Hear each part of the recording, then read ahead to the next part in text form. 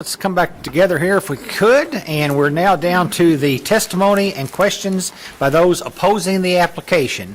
So if you're here to or have either questions or testimony opposing the application, I'd ask you to stand, and we'll get everybody sworn in at one time, and then you can come up one at a time, and I'll get your name and address at that point. So is anybody here that either has questions or would like to testify? Yes, sir. Okay. I see two. Anyone else? All righty. Ms. Fox, if you'll swear them in. Do you solemnly swear to tell the truth, the whole truth, and nothing but the truth? All righty. And whoever would like to go first. Good morning. My name is Ed Carden. I live at 4702 Chelsea Meadow Way, LaGrange, Kentucky. Okay. I have one question to start off with. On this property map here to the right, the distance that green space between... You can draw on the screen with your finger if you want to kind of... Right here. Okay. The distance between the back of the lot of that neighborhood and the 30 feet, or is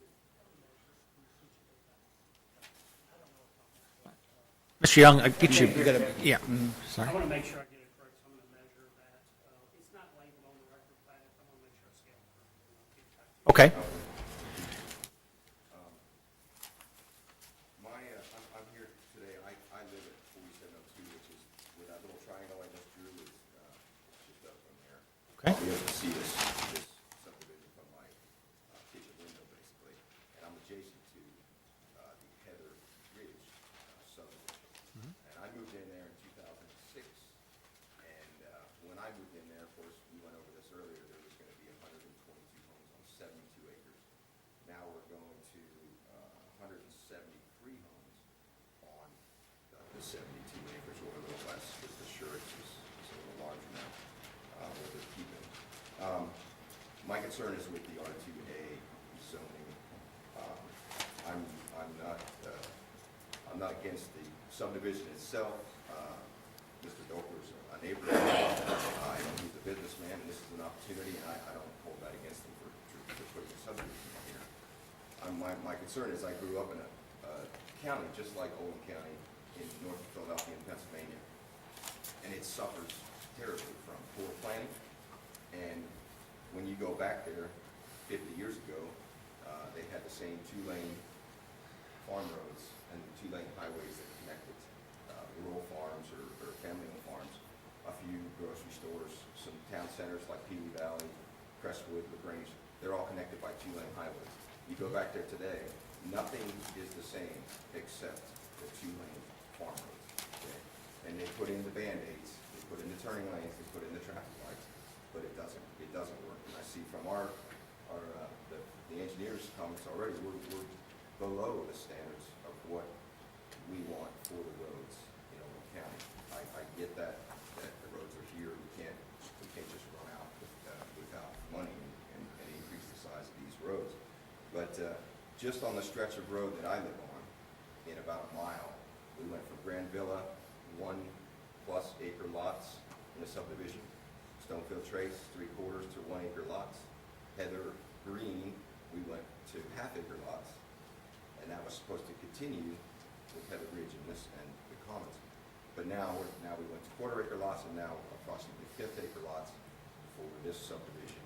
So the continued trend to reduce the size of the lots in the subdivisions is a concern to me as an Oldham County resident, and I believe it should be for everyone else. I don't want to see my commute time from Buckner to LaGrange go from 15 minutes to 45 minutes, and I don't think anybody wants to see their commute time from where they live to I-71 go from 5 minutes to 15, 20 minutes every day. So that's a concern to me. I do applaud Mr. Urban on the pushback on the Pulte homes in Prospect. I think that was also a concern with the road width of 22 feet. The 170 apartment complex that was kind of diverted in Brownsboro Road over there on 329. Another thing if the infrastructure's not ready for it, I'd like to see, telling the developers, not no, but not yet.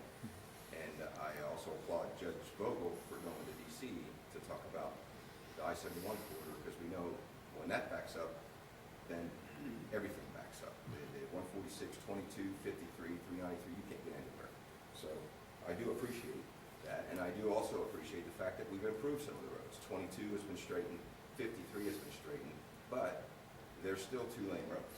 They haven't gone to 4-lane roads, like the 393 and the 329 block passes. Those are the roads that are going to need to be put in the future to move this amount of traffic through this area. So I'm not against growth in Oldham County. I just think the growth needs to be sustainable, and it's a balance between infrastructure, which doesn't come from the developer's pocket, it comes from some of the public's pocket, and then the developers, having the infrastructure to put it in. And I know it's a balance. I just want to voice my opinion on the continued trend to decrease lot sizes in the county, and I hope that, like I said, I'm not against growth. Don't say no, but maybe not yet. That's all I have. Thank you for your time. Thank you, sir. Just for answers, questions. Scale's 30 foot on the Stonefield Trace side, and then ours is 10 foot total. It's 30 on the Stonefield Trace, 10 to 10 the on to the property line to the back of your lot. Yes. All right, next on the, like to speak? Hello, my name is Dan Feigert. I live at 2528 Cedar Point Road, kind of catty corner and just neighbors to this property. I did attend the first public meeting that they presented, and it was well done. I think the neighborhood that they've got planned is a nice neighborhood. I just don't think this is the right area for it. We've heard this morning, or at least I've heard this morning, I'm not an engineer, I'm not a public official of any kind like that, but we have heard that the road is probably a little undersized. And 17 to 22 feet doesn't seem like that much, but when you drive down the road every day, it's fairly significant to us who live there. I've talked to my neighbors. I think the majority of the neighbors, if not all, feel pretty much the same way I do, so I guess I would like to, in a sense, speak on their behalf. So the road is a little inadequate. The size of the school is marginal. It's going to put it up a little over 100% of capacity. And again, echo some of the comments from the first speaker. And I was going to talk a little bit more about some of those things, but I guess instead, what I will say, to not reiterate the same things, is what this neighborhood does, I guess, to me, is begins to change the tenure of this landscape the way it is right now, and why most of the neighbors are opposed to it. Bigger lots, larger yards, and the infrastructure. It's a rural community. It's not it's not Norton Commons. And if we chose to live in Norton Commons, we would move there. We don't want a piece of Norton Commons to come next door to us. It increases the traffic, it increases a lot of things. And it pushes the infrastructure that's there to the very capacity. I think your position as a zoning board is to look where these types of subdivisions need to go. And I don't doubt that there are places for them in Oldham County. This just doesn't seem like the place. If you were to drive out there and look around, it's not Norton Commons. And to take a piece of Norton Commons and stick it in the middle of this seems out of place. It pushes the infrastructure, and it begins to change the tenure, the feel of that area. From a rural landscape, the neighbors, my guess is most of the neighbors have gardens, for example. None of the people in this neighborhood will have gardens. There's not room. It changes the tenure of the type of people that live there. It changes the tenure of the atmosphere that we chose to live in. Nothing wrong with it. It's a well-planned community. I like the open space. They do a good job with what they have. This just isn't the place for that type of a neighborhood to be, in my humble opinion. That's not why I moved there a few years ago, was to live next to this. So I guess you guys make those decisions. Is this the right place for this type of a neighborhood? Is this type of a neighborhood, in demand? I don't doubt that it is. But again, I don't think this is the place that at least the neighbors around it would like to see it put. So I guess keep that in mind as you consider, you know, whether you can approve. And there's 2 or 3 variances here. This is kind of pushing the envelope of a lot of issues, I guess, for this board to consider. To me, the R2 pushes those issues already. The R2A or whatever it changes to pushes it even more. And, you know, I guess I would like you guys to consider that as you make your decision. Think about where this belongs, and is this the type of community where this belongs? And, you know, I would say no. But again, that's ultimately your decision. So thank you for your time, Commissioner Jeffries. It's nice to see you again. And if you have any questions, I'll be happy to answer. Okay, thank you, sir. All right, anyone else? I know there was only 2 that stood up to testify, but is there anyone else that has questions now or would like to testify? Okay, seeing no one else, we will move into the questioning of the applicant and those opposing the application by the commission. Commissioners, questions? Mr. Hampton, I think you said you might have a question? Yes, I'd like to go back to the road question again that Mr. McWilliams brought up. There's part of that road down there that has been improved. There's I don't know if you want to call it curbs or not, but there is a section of that that is in much better shape than some of the other sections. Who made those improvements? Well, the county did, and that's beyond, I'm not sure what cardinal direction that is. I guess either north or north, let's call it north of this development. And part of that was because there were drainage issues on that roadway years ago. And that was a county project because it's a county road. But it's not 22 feet either. I didn't say it was 22 feet. I said there was improvements made, and there was some kind of curbing or something there. Right. And to me, and I do live in that area, it makes a big difference whether it's just visually in your head or whatever, driving when it's that way and when it's not that way. And not to be, well, I guess I am being critical. The striping thing makes no sense to me at all. Is it even appropriate? I was told at one point that it wasn't even appropriate to stripe a county road that was less than 22 feet wide. I'll let Mr. Harris answer that. Mr. Harris. We have had that discussion. Jim and Turn your mic on. I don't think the mic, is it on? Jim and I have had that discussion before about the appropriateness of striping a road. Our opinions vary slightly, but the commonality that dividing the center so when 2 cars meet, they know how far over they need to be, seems like a safety improvement to both of us. You didn't answer my question. That's right, I didn't. It was my opinion that if you can't meet a lane requirement, then you shouldn't stripe a road. It was also my opinion that you don't centerline stripe a road unless you also edge stripe a road. You still haven't answered my question. Please ask it again. Is it appropriate or in code or legal or whatever to stripe an 18-foot road? We have nothing in our code that says to stripe it or not to stripe it. It's not covered. Okay. It just, But in our conversation, we talked about not striping a road where you have less than 9 feet of lane width. And this, Scott went out and he looked at it, and it's 18 feet, so there will be 9 feet of lane width. so The why, issue is that no segment of Cedar Point Road has the outer edge striped white, and that's what won't be happening here, I guess, is that they won't be able to stripe the edge of the pavement. I understand that we're not going to 22 feet, but why can't we extend those curbs, the curbing, like the rest of the road is, all the way down? Wasn't an option we discussed. Well, Well, we talked about actually, the first binding element was, in your staff report, it even says going to 22 feet.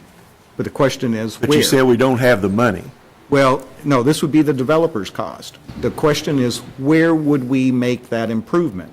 Just in front of his project?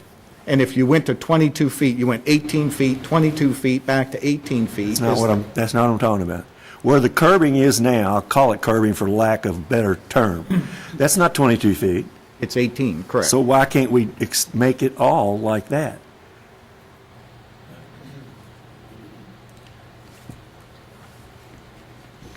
So you just want to add curb Yeah. to the edge of the road? I think it makes it a whole lot better. It's a whole lot better than just striping. Other than filling in the ditches, which can create a hazard, and we technically don't have clear zone off the edge of the road, that would be a safety issue, but that would be an upgrade not to county standard because of the collector status of the road.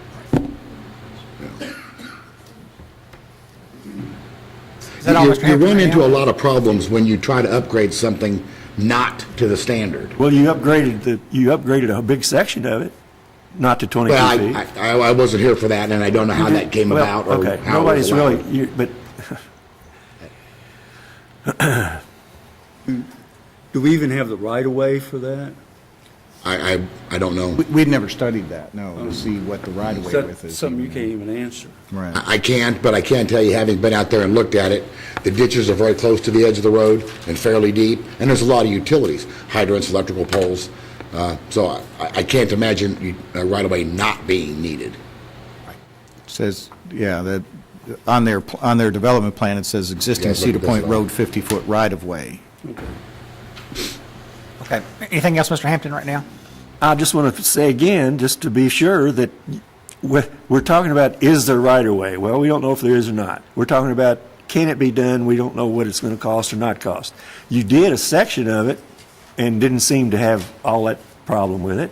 So I don't understand why you can't extend it. Yeah, neither of us were here when that was done, so I can't tell you any of the particulars. Right. I'm sorry, I don't have the answer because I wasn't prepared for the question. Ms. Crosby? My question is to, if I ever get this on, Mr. Delper. I think in reading some of the papers last night, the cost of those homes are in the $300,000 range. Am I correct?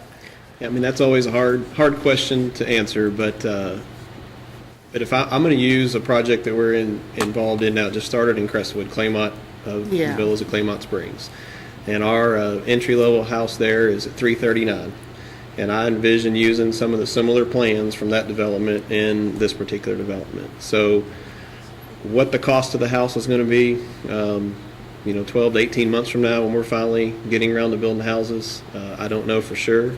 I can tell you that the same house that I was building in January of this year, if I started today, is anywhere from 8 to 12% higher just based upon labor and material cost. So I don't want to lock myself into what that exact price is going to be, but I would think that somewhere in that mid threes is going to be our average price. Yes.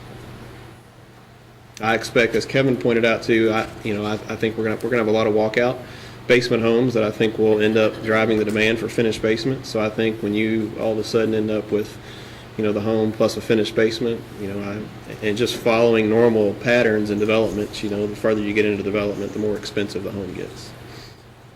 While I like this concept, and I don't want to get into testing, Careful, I know that's you're going fine. to get me for it. While I like the concept, the size of the houses, are they like 3 bedrooms, 4, or what? A combination of Combination of 3-bedroom to size. 4-bedroom. Square footage wise, you're going to be anywhere from 1,400 or so on the low end to 2,600 on the high end probably. That's above grade square footage is what I'm referring to. Okay. Anything else? All Ms. right, Crosby? that does it. Thank you. Rick Williams? Thank you, Mr. Chairman. Scott, I'm going to have to ask you to come back up. Probably ought to sit close to the mic for the rest of this meeting.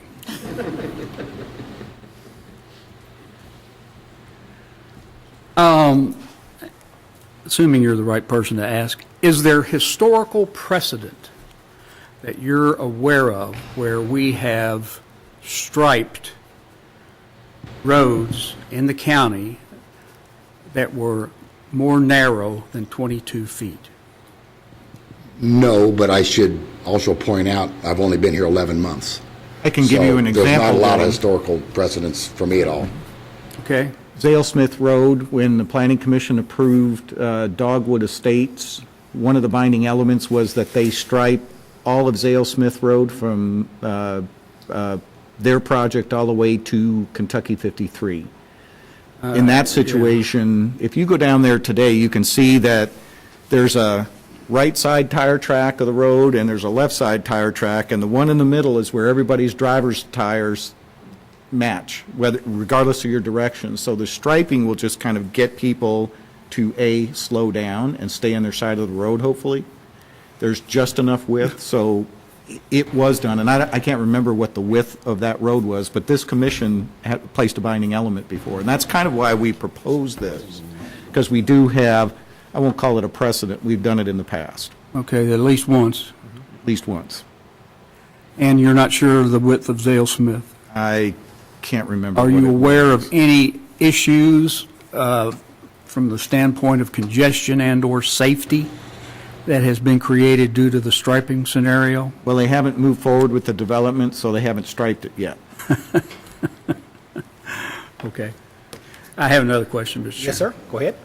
Me? You can sit down, just, it'll stay close. Don't go so far. Mrs. Zimmerman? Yes.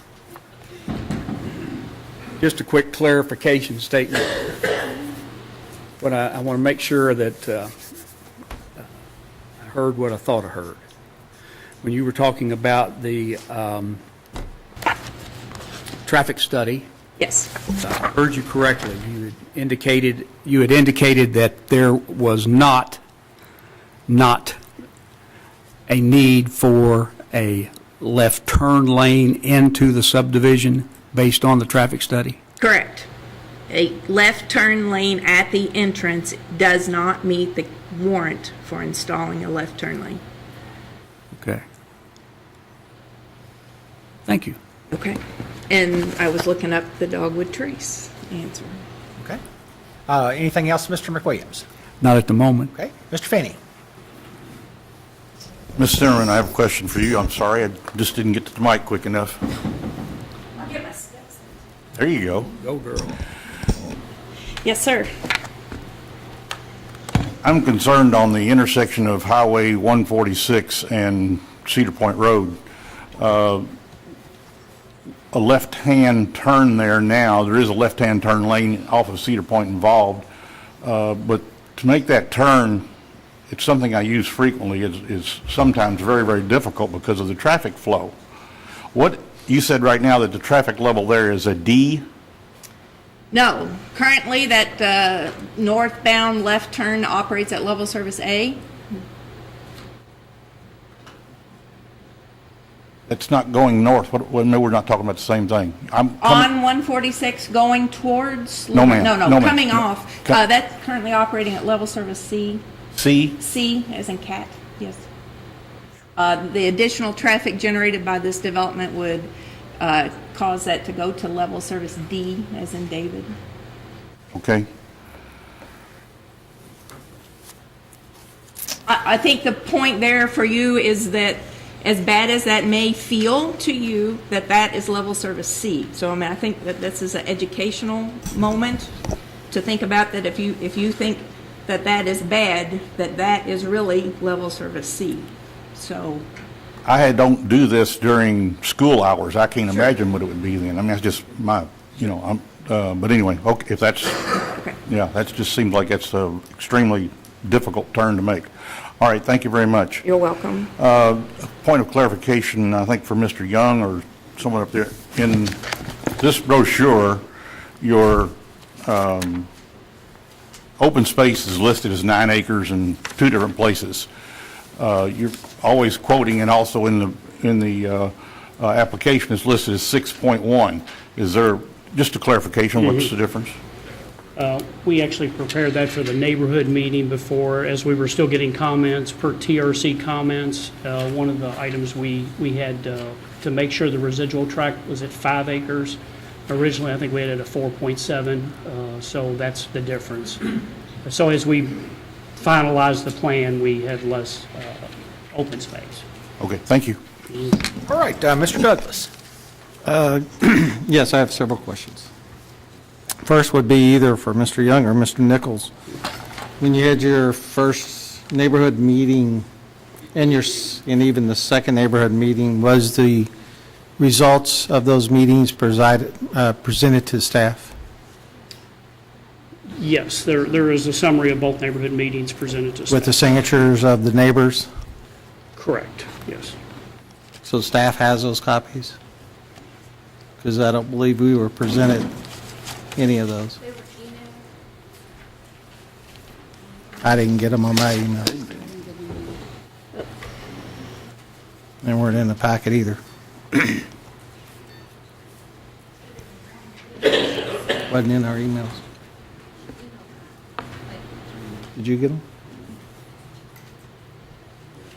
So this is what they submitted. Some of And us I didn't didn't get add in your staff report the note, the August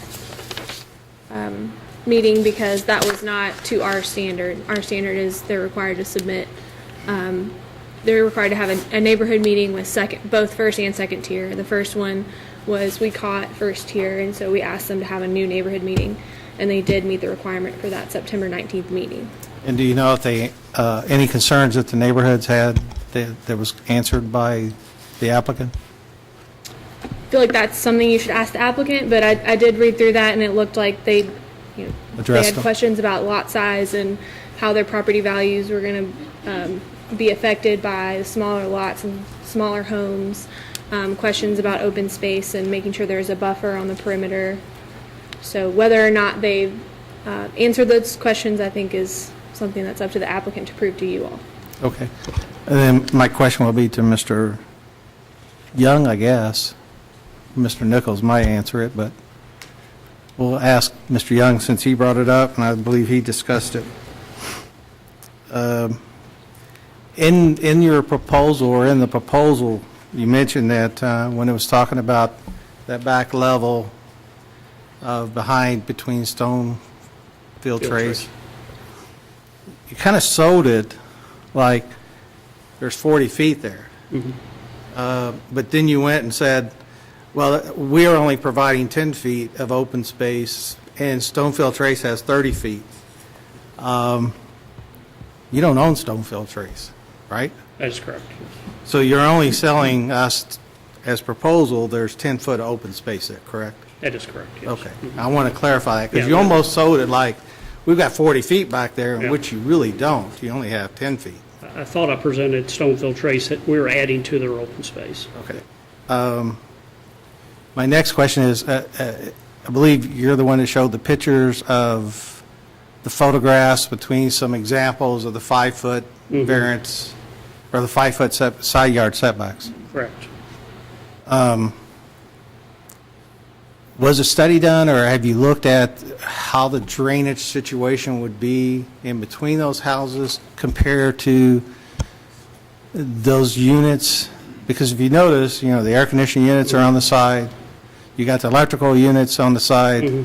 Where were the utilities? And I'm sure there's utilities right away between there also, correct? That is correct. And what we do, and Erickson and I do this together, what we do as we design the subdivision is Eric looks at the drainage system and determines where there needs to be a pipe. And this goes back to what Mr. Harris, one of his comments, is when we do add a pipe between homes, there's only 2 to 3 situations in a subdivision where you have a drainage pipe coming through the property. We expand those lots on either side because you'll have a 15-foot drainage easement instead of a 10-foot like most lots that we're requesting. So yeah, we make those lots wider so we can accommodate the pipe in the 15-foot. So I don't want to say we're not at record plat level where we're down to the foot on that, but we do put in some extra room on those lots So that was one of my, or actually one of our comments back to Mr. Harris on the homeowners association is we will have 15-foot drainage easement on those pipes if that is of a concern.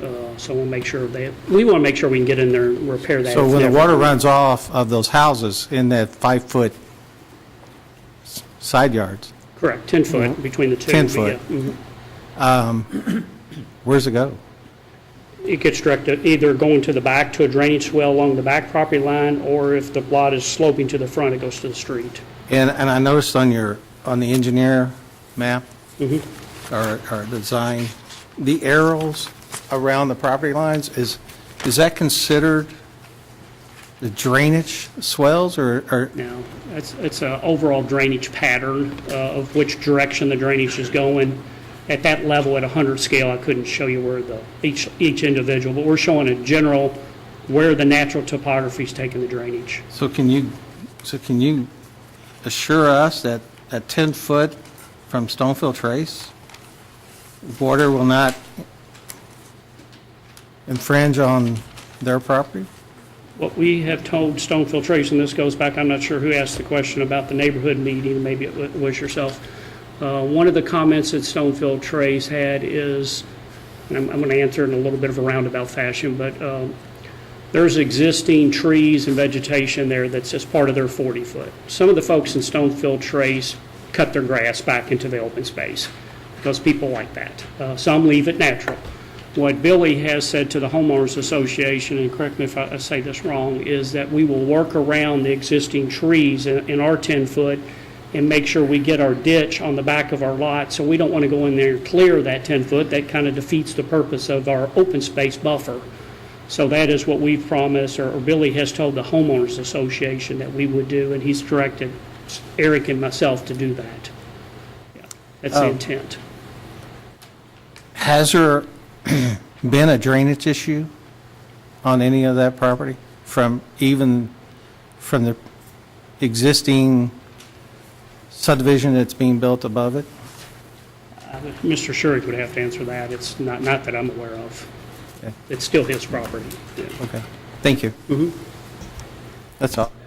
Mr. Williams, let me get, Bob Klingenfuse had a question, and then I'll get back to your second question. Mr. Klingenfuse. Yes. Was the fire department okay with the 10 feet between houses? Staff could correct me if I'm incorrect. They You made five- they made no comment on that. They had a comment about the radius in one of the cul-de-sacs that we enlarged, but Brooke could answer that. Ms. Feeman?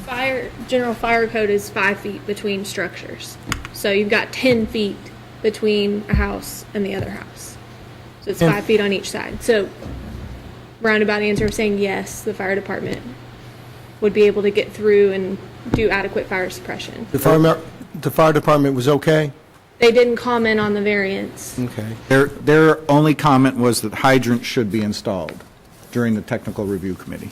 My other question would be, can the water company supply enough water for fire protection? I didn't see a letter on it. I'll give you the general comment. If you want more specific, Eric Sen can add to this. Russ Rose, Billy paid to do a hydrologic analysis because that is required to prove that we have the water suppression system. And what we're required to do, get back to the site plan.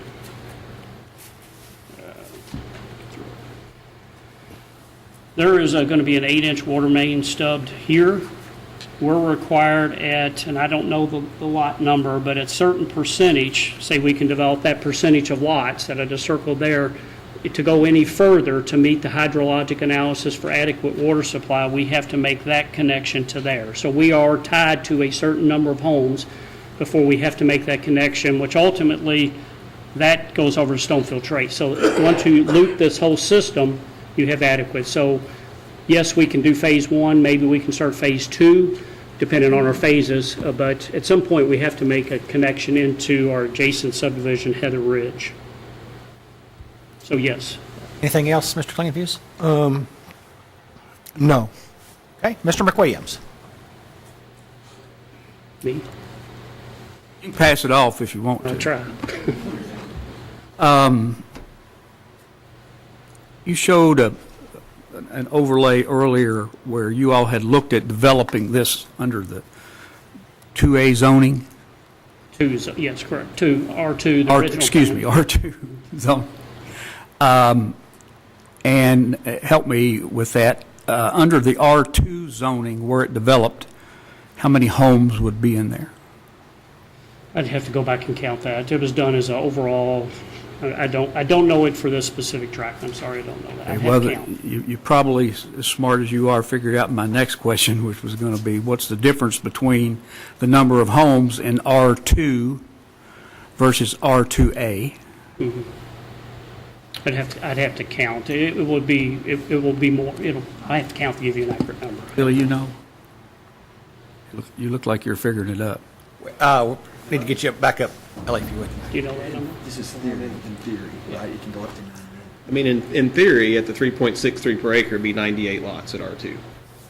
98 in R2 and how many again? We're 102 on the request for R2A. Okay, so 98 versus 102. 4. An increase of 4. Billy, hang around there. And your all's statement of justification, one of the things that you said was a denial of the variance would prevent development and would be counter to many of the established goals and objectives of the comprehensive plan. Did you mean that? Yes, I think we did. I mean, and I guess the intent of that is the 50-foot lot width. It's paramount to have the 5-foot sideline restriction to be able to get the building width for the footprint of the homes. I guess may be a little slow, but there's a difference of 4 homes, and that variance would prevent development.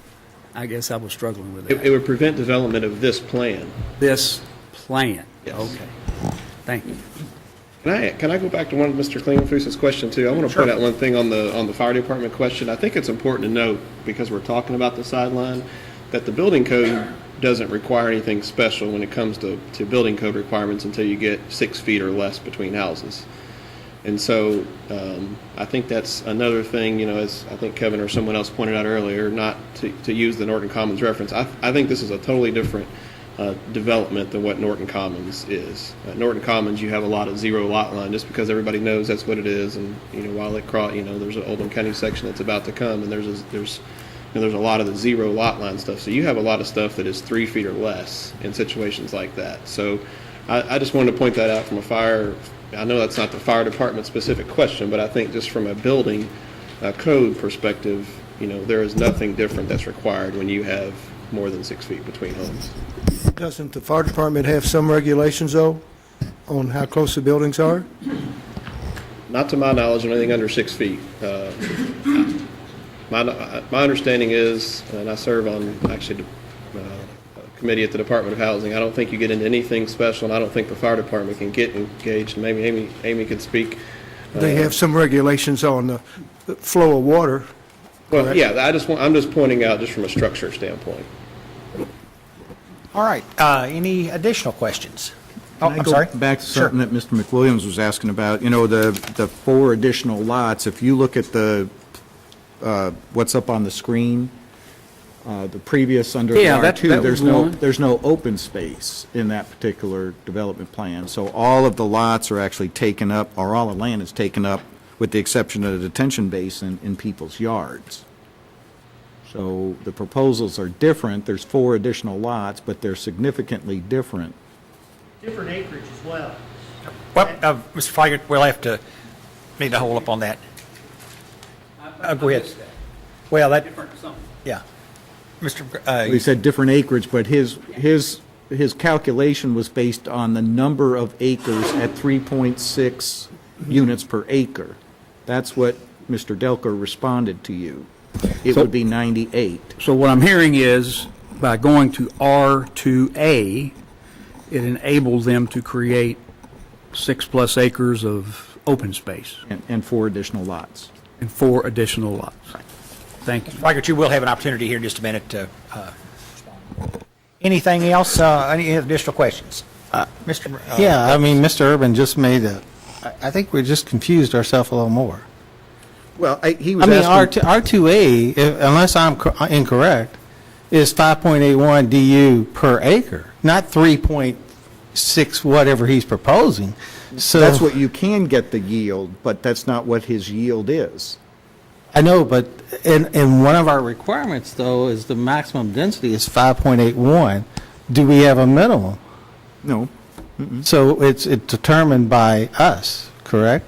It's determined by the development plan that's in front of you, which is not 5.8, it's 3.6. He's under the 5.8. Right. It's kind of like the speed limit on I-71 is 70. You don't have to go 70. Well, that's why I was just trying to clarify, because it almost made it sound like he's squeezing in 4 more lots in 98, but he's trying to stay at where he was at in the R2, but to get with, he wants to zone it R2A. Now, if we make a recommendation for an R2A, and he's proposed this developmental plan, it goes to physical court for approval. Correct. So, one way or the other, if he develops whatever it's on this developmental plan, does he come back to us if he's going to revise the developmental plan? Well, when we get there, I think we'll discuss that once we close public comment. We're getting to our decisions. Okay. If you want, yeah. All right, to Mr. Horton. Thank you. Just out of curiosity, on your proposed detention basin number 2, the large one, what would be the depth of that from a foot standpoint or something? And is that the lines that are there, is that indicating a fence or what? I couldn't find the legend as to. Let me get you also name and address, if you would, please. Erickson, Lanes End Development, 503 Washburn Avenue, 40222. Thank you, sir. Right now, looks like we're proposing that basin to be approximately 5 feet deep. About what, 5 feet deep? 5 feet deep. Okay, and the lines around it, is that a fence or what do they indicate? I couldn't, on the legend, determine what that was. That just kind of shows the perimeter of the basin. Okay, the perimeter of the basin itself. Yes. Okay, thank you. Thank you, Mr. Chairman. Okay, Ms. Bonet. I'm just curious why the decision was made to pursue a change in zoning rather than asking for additional waivers that might be necessary for minimum lot size, square footage, or minimum width of lot. I mean, could you not, since you're so close to the density of an R2, why not just ask for variances for those items and leave it at R2? Can they not do that? I'll let them. Go ahead. Mr. Young? Let them answer. Okay, I'm sorry. You cannot ask for a waiver or variance of the minimum lot area. That's non-waivable. So you can ask for side yards, front yards, those type of things, but the lot width of 12,000 square foot is not waivable or variance. And so then, since you're so close to the density, why can't you make it work as a R2 instead of?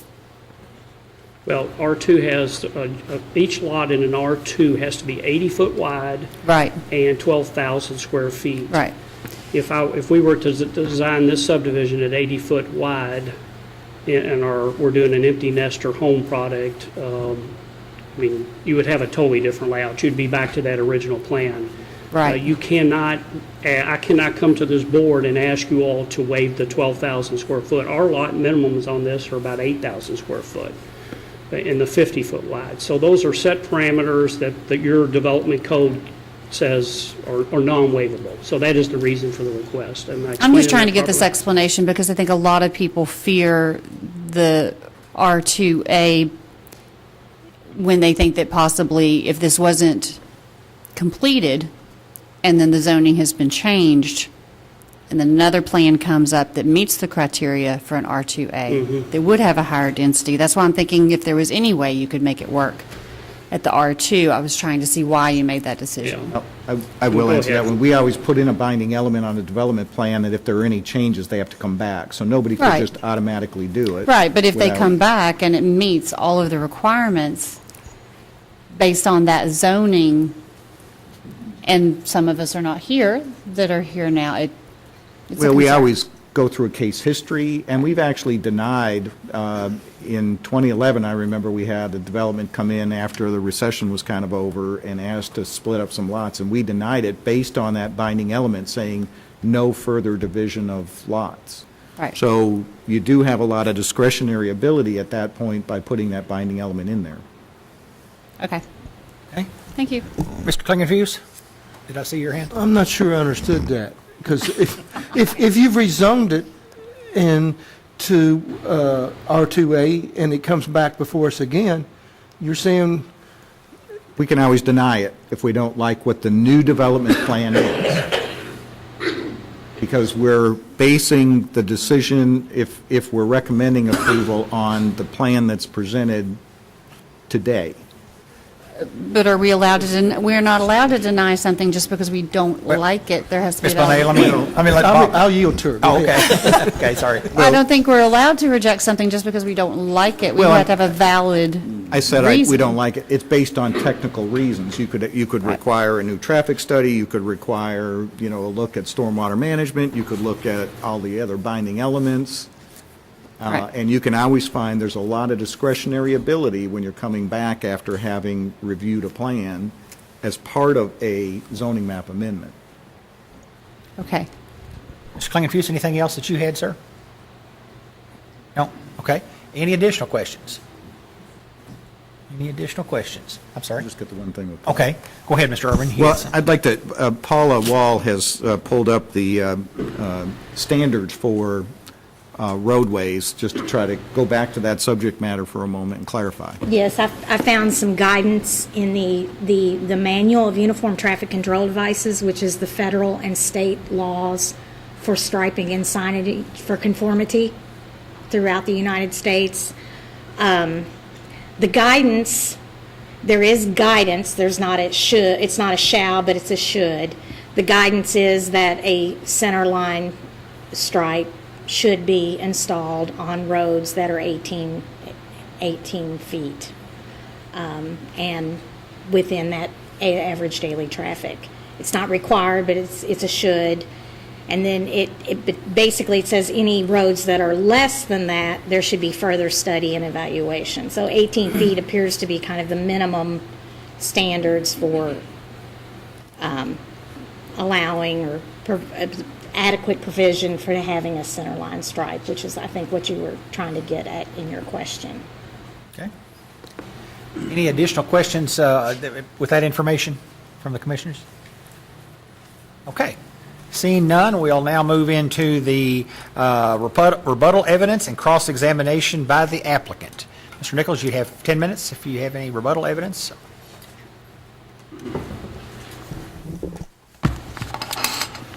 Thank you all for the questions, and hopefully we've addressed at least some of your concerns. I want to talk about, we mentioned the market, right? These housing meeting a certain market. I want to bring up to the point that we've had a couple of people that live in the surrounding neighborhoods that are also excited about this because they are looking to downsize. They are empty nesters, and as I mentioned earlier, that there are certainly people in this community that want to stay, and they want additional housing options, and they want to stay in this vicinity of Oldham County. So to say that all of the residents will be new residents coming in was probably a misstatement on my part. So we do envision some people in the surrounding areas downsizing to this. In addition, I want to reiterate that we clearly think this falls within, meets the standards of the comprehensive plan. I don't want to go through the justification statement and read all that we have, all the standards in the justification statement, but I will hit a few of them for you for the record.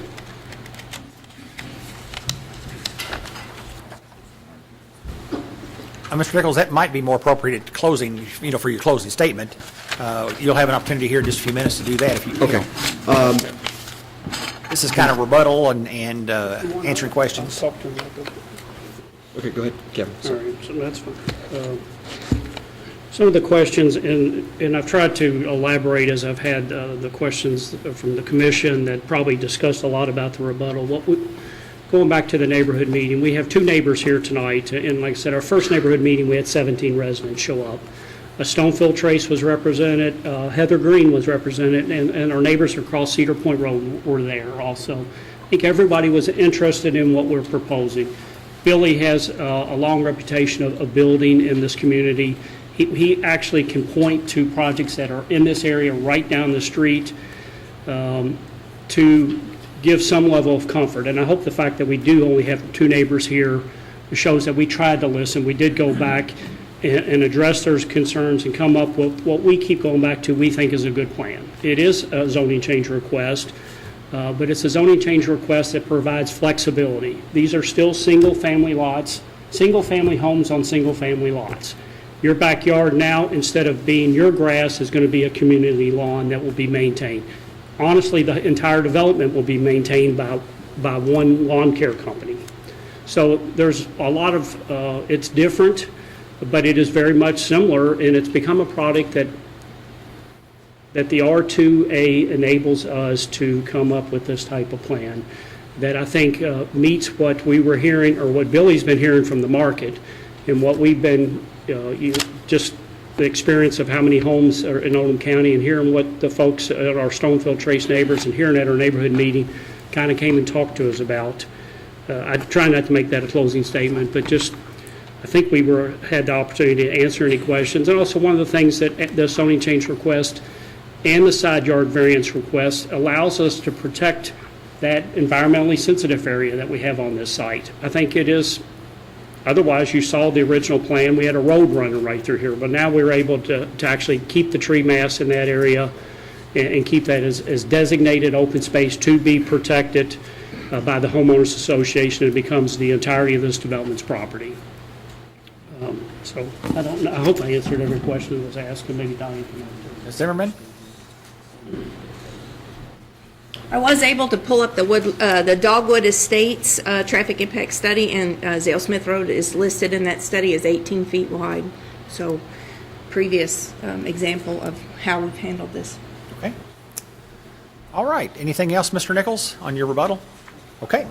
Oh, I'm sorry, Mr. Delker? Back to Ms. Benet's question, I think, going back to what's the core of the reason we're asking for the zoning change, and I think as someone else already pointed out, I live in Stonefield Trace. I've built probably 40 of the homes in there. We finished out Cedar Point Village. I've built many of the homes in Heather Green.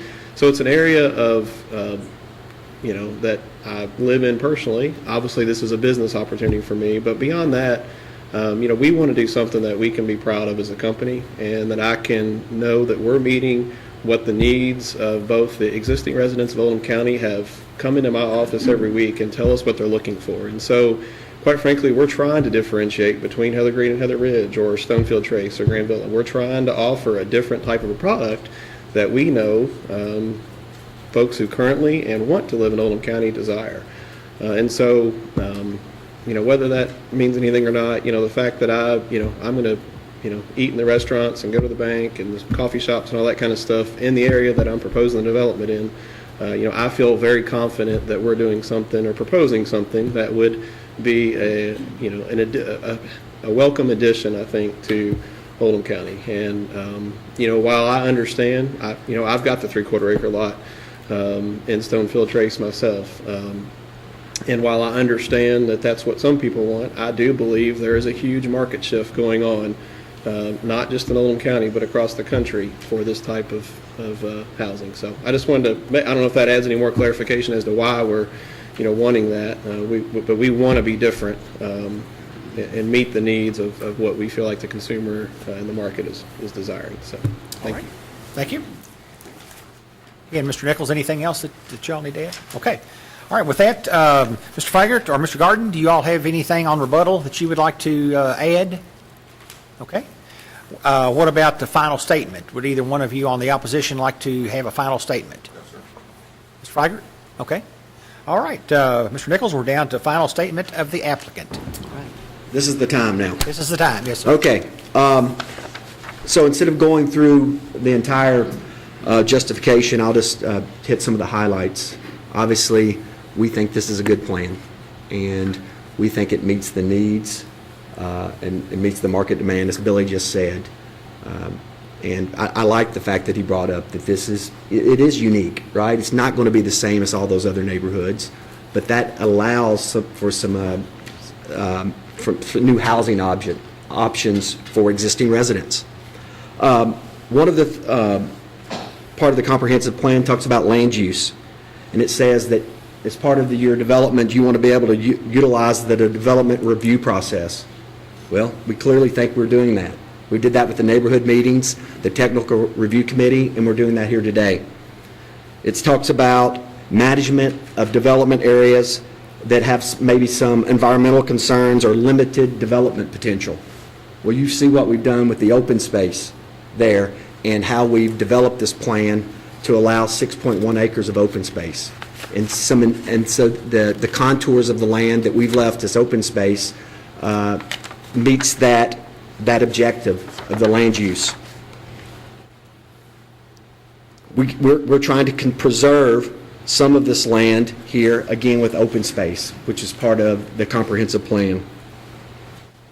We're talking about connecting to the neighborhood north of us. We're talking about being able to put it in a place that has the capacity to take on the water, the sewer, and the utilities. We're putting that into place. We're putting it in an area that we talked about, the corridor in Buckner, that has some job opportunities for people and is close to I-71. And I think and while we're doing this, we are preserving some of the character that makes Oldham County great. So it's for these reasons, and the reasons specifically in the justification statements, that we ask that you approve this plan, this zoning map amendment, and this variance. Thank you. All righty, Mr. Nichols, thank you. And with that, the two dockets, PC 17032 and PC 17033, are closed. And we will, Commissioners, consider the zoning change request first. Let me go through all of what their whole Okay. decision is. Go ahead. Okay. Just to be clear, because I know there were questions about the decision-making process you're going to go through. There are three decisions today, and the first one is a zoning map amendment, and that's from R2 to R2A, and determining whether or not that meets the goals and objectives of the comprehensive plan. The second item will be the variances, because you can't approve a development plan if you haven't approved the variances, because the houses probably wouldn't fit. And then the third decision is a preliminary subdivision plan. And so the first item for you to consider is a zoning map amendment to make a motion to fiscal court, because this is a zoning map and they have jurisdiction over the final say-so, on either a motion to recommend approval or denial. And in doing that, you can rely on your own knowledge of the comprehensive plan or the justification statement submitted by the applicant, any parts of it that you care to. Okay. Mr. Carter, is there anything that you need to add at this point? Okay, Commissioners, we will consider first the recommendation to fiscal court on the request for a zoning change from R2 residential district to R2A. So the chair would now entertain a motion on the proposed zoning change, a request for a zoning change. Any motions? Mr. McWilliams?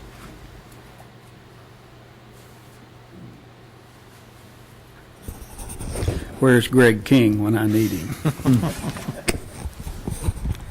I'll give this a shot, Mr. Chairman.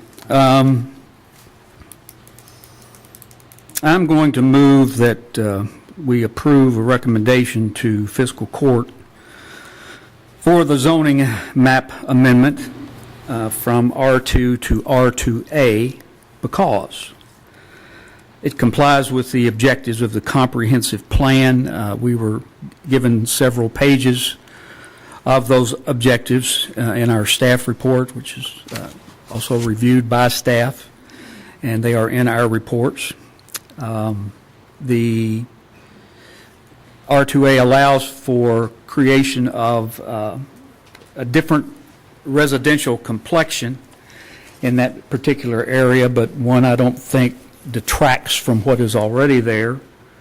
It's good to have residential choices for people. It's good to have things for folks that are starting out and folks like me close to the end of the line. It's near Buckner. Buckner has had a huge amount of industrial development that has taken place in the last years, and people that are going to be working there need places to live. It has excellent access to Interstate 71.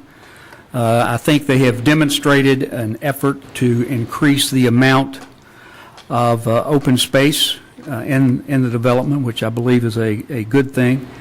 It also is consistent with the future land use map of Oldham County, designating that area as a residential area. There have been a lot of physical and economic changes within that area, and I'm not going to go through them all again, but if you'll have been around a while, and I can remember when all that was farmland, and nobody thought about developments, and nobody thought about the industry. So there have been a huge number of changes, which I think also supports this application of a change in zoning from R2 to R2A. And that's about all I can do, Mr. Chairman. Mr. Carter, is that adequate? Yes. Okay. We have a motion on the floor to recommend to fiscal court of the zoning change request from R2 residential district to R2A. Do we have a second? Mr. Falvey seconds, multiple seconds. Okay. Now, any discussion on the motion of recommendation to fiscal court for the zoning change? Is there any discussion? Mr. Finney. I guess this is a question for Mr. Urban. Does this in any way possibly set a precedent for adjoining property that's not developed to go R2A? You know, we often hear that, well, this property here is this, and this property here is that, so why can't this property be R2A? And we already know we have traffic problems. We already, and we already know that we have roads that are not going to be addressed for those traffic problems for who knows when down the road, so to speak. And we've got overcrowding in our schools. What kind of precedent does changing this to R2A set for the future? And for one, not only this development coming back for a change to be possibly more concentrated, or for neighboring property not yet developed to come in as R2A and be a very highly, concentrated development. So your real question is, with all that comment, does this set a precedent? And, it's interesting because we talk about this in the planning world all the time about precedent and whether or not you rely on a previous decision to make a current decision. And I always say that each applicant stands on its own. Each application has to meet our standards. Each application has to go through the review process, technical review, meet the standards, and especially in terms of our capacity. So anybody in the future can try to rezone a piece of property and think that they could point at this decision today and say, well, you did it once, you do it again. We use the example of Zale Smith Road and striping. That was kind of precedent setting, but yet it was an example of how we handled adequacy of roads. So I think that if another property in the general region came in and tried to do the same thing, we really don't necessarily say, well, we did it over there, so we're going to do it here. It has to meet all the capacity standards and go through review. And these are discretionary decisions in a zoning map amendment. Discretionary means just because it meets the regulations, we don't have to approve it. If you're changing or recommending changing the zoning, it's always based on the conditions of that application. So can it be used as an example? Yes. Is it a precedent? I kind of draw the line that it's not necessarily. So the decision for a zoning map change is not, we're not bound by the comprehensive plan, so to speak. Well, the comprehensive plan, sure. That's our tenant, if you will. That's what we rely Right. on. And the goals and objectives of the comprehensive plan and the future land use map. So, no, we really do rely heavily on the comprehensive plan. The motion has to say how it complies with the goals and objectives of the comprehensive plan. That's the first test of a zoning map amendment. And I think Mr. McWilliams outlined, how it complied, and I think Mr. Carter agreed with that, with his statements, or with his, how you put that together. I understand, and those things can be worded to apply almost in any situation. Sure. And so, because we are seeing, in the county, we are seeing more and more of this type of thing happening. Zale Smith Road is a very good example, brought up when that came before the commission. We are creating a shotgun effect, a full choke shotgun. We're changing, well, we're going to put 4 lanes in front of the subdivision. What good does that do when you go less than a quarter mile and it's down from a 4-lane road to an 18-foot road? That for traffic, that doesn't do anything but create problems. The same type of thing happened in the area over on Norton Commons. We are creating a monster here that somewhere has to have a stopping point. And we don't seem to have the ability with the rules giving to us to stop the problem. Well, you absolutely do. You're in the driver's seat in this decision. You can agree with the justification or not. You can agree with the motion that was made or not. You can say that the goals and objectives that the applicant has presented to us are worthless. You do not have to agree with anything. You're in absolute position. As staff, what we try to do is say, okay, if there's this condition, we present items on how you all have the great decision-making authority, not us, how to handle these situations, whether it's school capacity, roads, water. And, one way to I guess, move towards denial is to strictly adhere to, well, the road's not 22 feet wide, so we deny everything. That's a possibility. That's what you have to decide today. That's what your choices are today. Is this zoning map amendment based on the motion? Do you agree with it or not? And you speak your mind. Thank you. Any further discussion on the motion for the request to go to fiscal court for their consideration from R2 to R2A? Mr. Horton. Thank you, Mr. Chairman. This might be for our counsel here in regarding the motion. Some time ago, I was approached by one of the magistrates questioning that did you not have to state the reason that the current zoning is inappropriate to be able to change a zoning? Okay, go ahead. Well, yeah, that's when in your staff report, we always put proposed motions, and you can pick one or all. Any or all of the following, and the second one is the existing zoning classification given the property is inappropriate and proposed is appropriate. Right. You don't have to. You can pick any one of the 3. Okay, well, what my point is that to make sure that the motion did what Mr. McWilliams apparently wants it to do, is to state why the current zoning is inappropriate. And the magistrate came back and said he had checked this out, and then this reason's a counsel. Is there something that you might want to put in your motion? The current thing is inappropriate because, or does that need to be in there at all? No, it doesn't.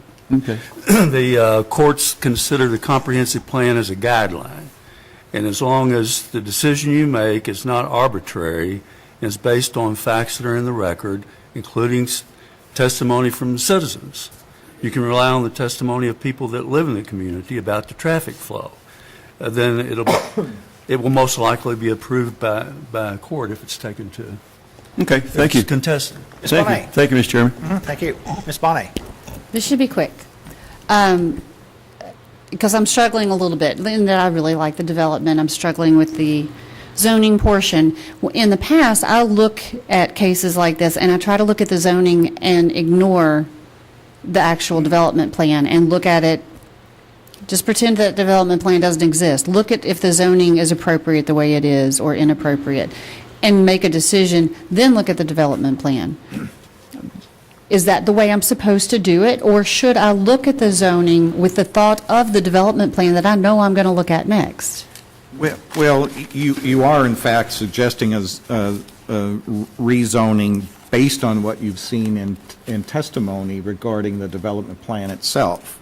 And they can't do the proposed development plan if the zoning map isn't changed, so they're intertwined. I think it's difficult, and it's a good question, to say, all right, how do I really think about this new zoning classification? And the question of, can somebody else come in and do something different? And we've kind of answered that. They'd have to come back in front of the Planning Commission, is always a good one. Are they reaching? I think one of the tests is, are they reaching too far? And I'll make a gross example. If they were going to industrial zoning, we'd have a hard time thinking about, I don't care how desirable the jobs might be in this industry, it's not the right location. Is the zoning map, requested zoning map amendment appropriate for the area? Is it really totally out of character? You've heard some testimony from neighbors saying, well, there were bigger lots and then smaller lots and now even smaller lots. So you kind of weigh it based on not the particulars of that development plan that's proposed at this point, but obviously there has been a proposed development plan, and will it really dramatically change the character of the area? That's probably the best guidance I can give you. You really can't eliminate what you've heard. Right. Okay. Okay. Any additional discussion? Yes, sir, Mr. Williams. Chairman, I guess I ought to, since that's my motion, I may try to defend is not the right word, explain maybe is a better word. But for me, I think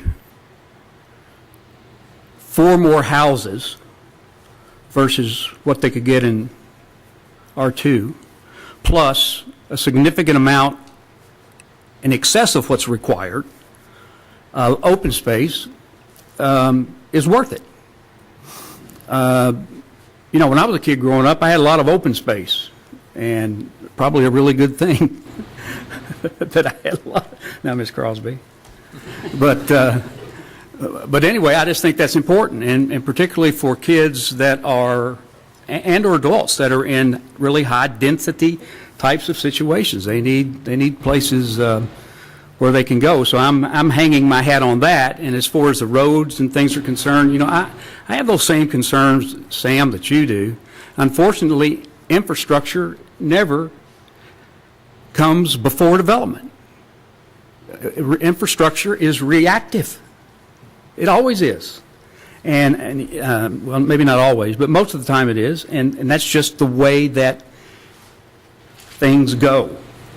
So, you know, if we looked at things and say, well, the roads, I think it could really hamper development that we want, because eventually the infrastructure is going to, or the development is going to require the infrastructure to respond to the development. Fox Run Road, traffic light. You can't have one there. And these are the reasons you can't have one. Well, guess what's there? Because the development made the state, enough pressure was applied to put one there, and it needed to be there. But it was technically in violation of their little rules and regulations. So that's where I'm coming from. Okay. And I'll be quiet now, maybe. All right. Is there any further discussion? Mr. Douglas. You know, at first I was apprehensive mainly because we were going from R2 to R2A. Mainly because I was looking at, you know, although there was more homes in R2 that was originally proposed, the lots were larger, there was going to be a little more space between, just besides 10 feet between Stonefield Trace. But to be honest, I haven't heard anybody except for maybe one person talk about Stonefield Trace, and I believe the builder lives there. He's going to be facing most of his neighbors if there's complaints about the houses being so close, besides having that long 3/4 acre lot that would have been proposed in the original development. So, you know, I wish there was more space in between the two subdivisions, but, you know, it is I haven't heard a lot of objections to that, so, you know, that's the difference between an R2 and R2A, I guess. All right, folks, we ready to vote? Didn't see any more hands going up here, so this is a motion of recommendation to fiscal court to change the zoning on docket PZ 17032 from R2 to R2A. And I'll call on Ms. Fox to do the vote, and this is a motion to approve the zoning change. Recommend approval. Recommend approval. I said that. Go ahead, I'm sorry. Ms. Smith? Yes. Mr. Neal? Yes. Mr. McWilliams? Yes. Mr. Klingenfuss? Yes. Mr. Horton? Yes. Mr. Hampton? Yes. Mr. Halflin? Yes. Mr. Finney?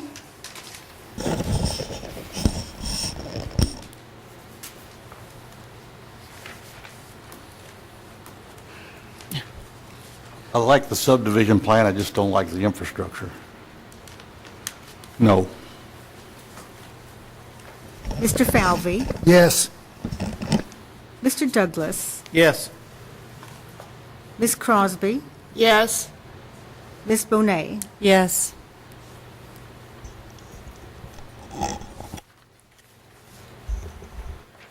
All right, the motion for the zoning change recommendation to fiscal court on docket PZ 17032 has been approved on a vote of 11 to 1. All right, with that, now we will consider the variance request on docket PZ 17033. And Mr. Urban, would you outline that, please? So now you are going to rely on what you know about the proposed development plan and consider a variance request from 7.5 feet minimum side yard setback to 5 feet. 7 feet to 5 feet. And as always in your staff report, there's a sample motion to either approve or deny. In deciding on a variance, you may consider whether the requested variance arises from special circumstances which do not generally apply to land in the general vicinity or same zone. The strict application of the provisions of the regulations would deprive the applicant of the reasonable use of land or would create an unnecessary hardship on the applicant, or the circumstances are the result of actions of the applicant taken subsequent to the adoption of the zoning regulation for which relief is sought. So your first decision here, or it's actually your second one, is whether or not you believe that the variance request is appropriate. All right, you've heard Mr. Urban outline what's requested here. What is the pleasure of the commission? Chair would now entertain a motion on the variance request. Mr. Falvey? Yes, I'd like to move to approve the variance because it will not adversely affect the public health, safety, or welfare and will not alter the essential character of the general vicinity, will not cause a hazard or nuisance to the public, and will not allow an unreasonable circumvention of the requirements of the zoning regulations. Okay. Mr. Carter, is that adequate? Yes. Okay, have an adequate motion according to Mr. Carter. And do we have a second? Ms. Smith seconds. Okay, now any discussion on the request for variance on the 070040 residential district property development regulations? Is there any discussion? Mr. Douglas? Question for Mr. Urban. Wasn't R2A recently modified? It wasn't. When we went through, through the study review committee and the planning commission, we recommended that there be a opportunity for 5-foot side yard setbacks. When it got to fiscal court, the discussion that they had was there's a variance process. And so rather than allowing it by right, they said, well, if somebody wants 5-foot setbacks, they'll have to go through a variance. So now there's a discretionary ability to either approve or deny. Thank you. Okay. Any further discussion? Question. Question been called. And this is a motion on docket PZ 17033 to approve the variance, side yard variance. So, Ms. Fox, if you would, do the vote, please. Mr. Horton? Yes. Mr. Halfling, No. Wait a minute. Who was that? I'm sorry. Mr. Halfling, Yes. Mr. Falvey, Yes. Ms. Crosby, Yes. Ms. Smith, Yes. Mr. Neal, Yes. Mr. Hampton, No. Mr. Finney, Yes. Mr. Douglas, Yes. Ms. Bonet, Yes. Mr. McWilliams, Yes. Mr. Klingenfuss. Yes.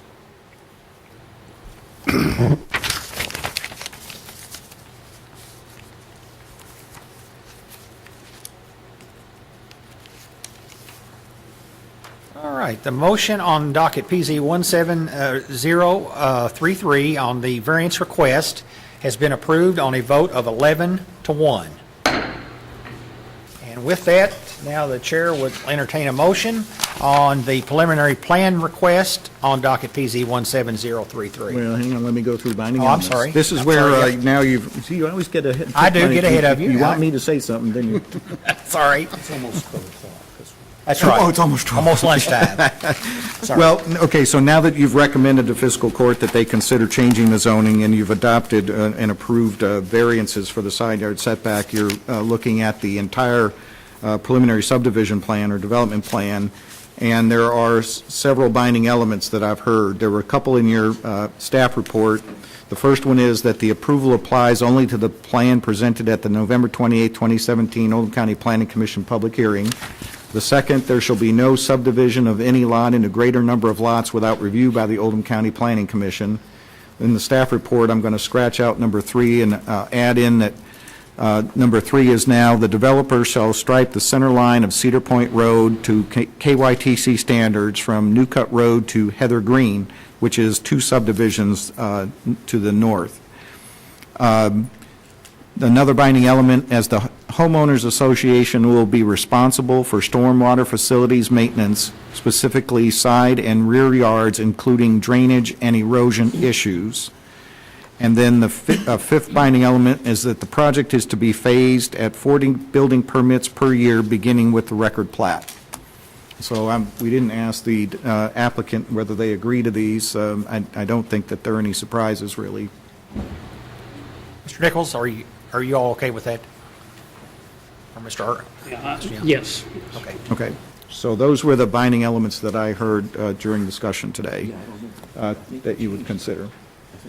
All right. You've heard the details outlined by Mr.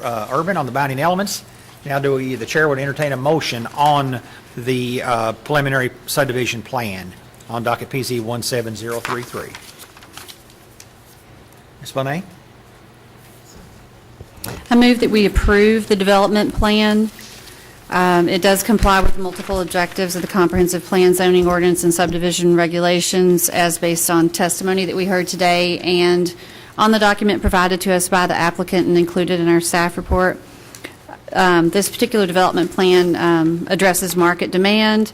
It does have a lower density than is allowed in the current zoning. It has additional open space above and beyond what is required in the existing zoning.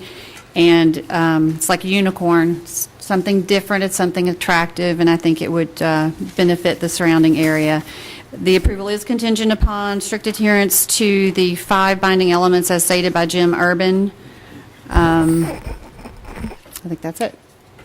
Mr. Carter, is that adequate? Yes. Okay. Have an adequate motion on the floor. Do we have a second?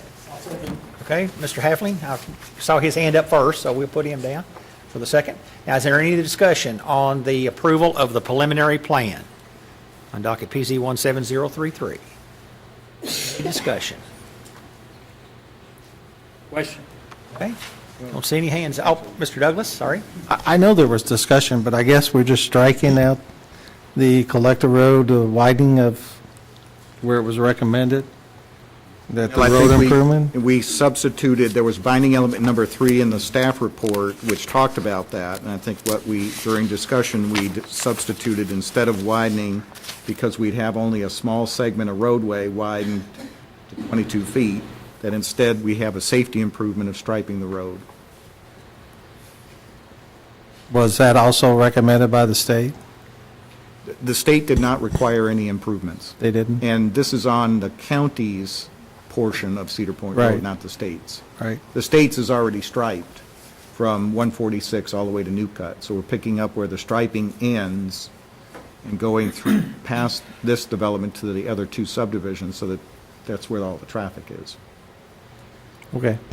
But that's again, just a recommended binding element. You're welcome to revise it. Any further discussion? Any further discussion? Okay. We'll proceed to vote on the preliminary plan, subdivision plan for docket PC 17033 with the attached binding elements. Ms. Fox, this is a motion to approve. Ms. Bonet, Yes. Ms. Crosby, Yes. Mr. Douglas, No. Mr. Falvey, Yes. Mr. Finney, Yes. Mr. Halfling, Yes. Mr. Hampton, No. Mr. Horton, Mr. Klingenfuss, Yes. Mr. McWilliams, Yes. Mr. Neal, Yes. Ms. Smith. Yes.